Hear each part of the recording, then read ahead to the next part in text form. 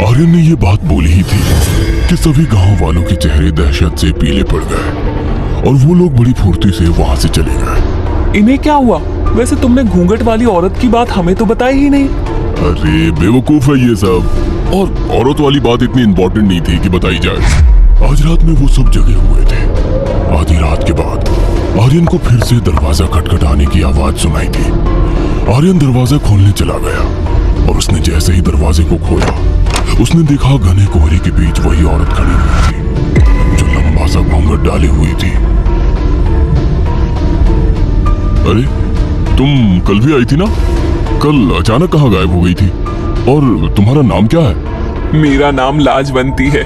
मैं यहाँ से थोड़ी दूर एक पुरानी हवेली में रहती हूँ। क्या परेशानी है तुम्हारी बहन को? मेरी बहन की बहुत ज्यादा तबीयत खराब है, वो दर्द से तड़प रही है। तुम 5 मिनट रुको, मैं अभी आता हूँ। इतना कहकर आर्यन अंदर चला गया। अंदर अपूर्वा और आशु को आर्यन ने सारी बात बताई। ठीक है, लेकिन हम भी तुम्हारे साथ चलेंगे। हाँ, अपूर्वा सही बोल रही है, ये हमारे लिए अनजान जगह है, रात में हम सबको साथ जाना चाहिए। इतना बोलकर अपूर्वा आशु और आर्यन के साथ बाहर आ गए। वो तीनों उस घूंघट वाली औरत के पीछे पीछे चलने लगे। आर्यन को एक बात बड़ी अजीब लगी कि काली अंधेरी रात में घने कोहरे के बीच वो औरत एक लंबा सा घूंघट डाली हुई थी, मगर फिर भी इतनी तेजी से चल रही थी कि मानो उसे घूंघट के अंदर से सब कुछ दिखाई दे रहा हो। कुछ ही देर के बाद वो दोनों उसी पुरानी हवेली के अंदर खड़े हुए थे।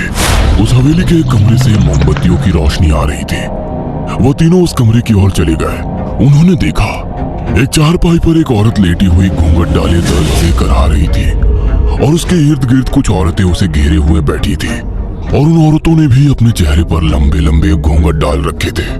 अपूर्वा ने उस औरत के शरीर पर हाथ रखा तो वो अंदर तक सिहर उठा। उस औरत का जिस्म बर्फ की तरह ठंडा था। उसने तुरंत उसकी नब्ज चेक की तो उसके चेहरे का रंग उड़ गया। अपूर्वा घबरा गई। क्या हुआ? तुम अचानक घबरा क्यों गई? इस औरत का पूरा शरीर बर्फ की तरह ठंडा पड़ा है, इसकी नब्ज भी नहीं चल रही है, फिर भी ये जिंदा है। ऐसा कैसे हो सकता है? क्या बोल रही हो तुम? लगता है तुम नींद में ही हो, मैं देखता हूँ। इतना बोलकर आशु उस औरत की नब्ज चेक करने लगा।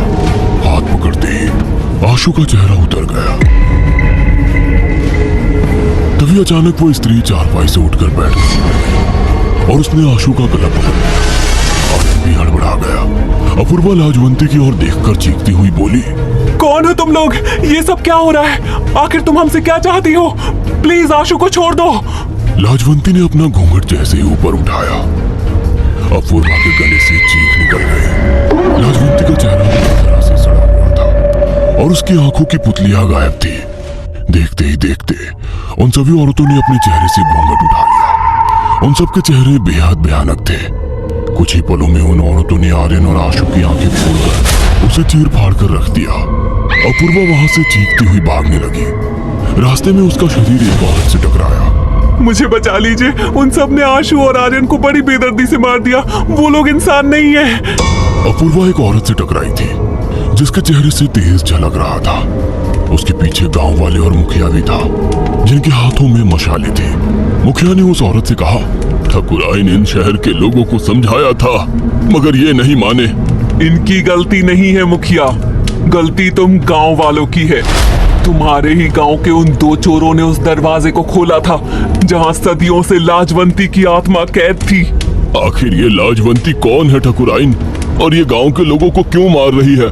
बहुत समय पहले की बात है, जब सुजानपुर गांव में ठाकुर वीरेंद्र प्रताप का राज था। ठाकुर वीरेंद्र प्रताप का विवाह पड़ोस के गांव की लड़की लाजवंती से हुआ था। लाजवंती की सुंदरता बेमिसाल थी। कहते हैं लाजवंती दहेज में अपने साथ अपनी 6 दासियां भी लाई थी। वीरेंद्र प्रताप को यह बिल्कुल भी गवारा नहीं था कि उसकी पत्नी लाजवंती को उसके अलावा कोई और देखे। वीरेंद्र प्रताप का हमेशा ये आदेश रहता था कि लाजवंती अपना घूंघट किसी के सामने नहीं खोलेगी। एक दिन वीरेंद्र प्रताप की गैर मौजूदगी में जब लाजवंती का मौसेरा भाई लाजवंती से बातें कर रहा था कि अचानक वीरेंद्र प्रताप हवेली में वहां पर आ गया। वो गुस्से से आग बबूला हो गया। उसने तुरंत उसके भाई को मरवा दिया। लाजवंती और उसकी दासियों के चेहरे पर तेजाब फेंक दिया गया और लाजवंती सहित उसकी दासियों की आंखें निकालकर भूखा प्यासा इस गांव में छोड़ दिया।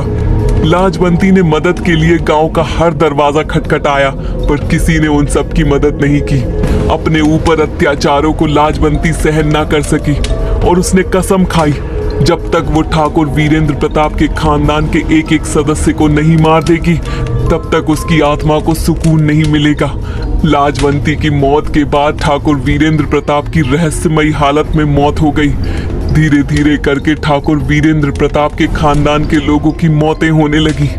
लेकिन ठाकुराइन, लाजवंती गांव के लोगों को भी बुरी तरह से क्यों मार रही है? क्योंकि किसी ने उसकी मदद नहीं की, इसलिए वो गांव का हर दरवाजा खटखटाती है और जो उसके साथ चला जाता है उसे वो मार देती है।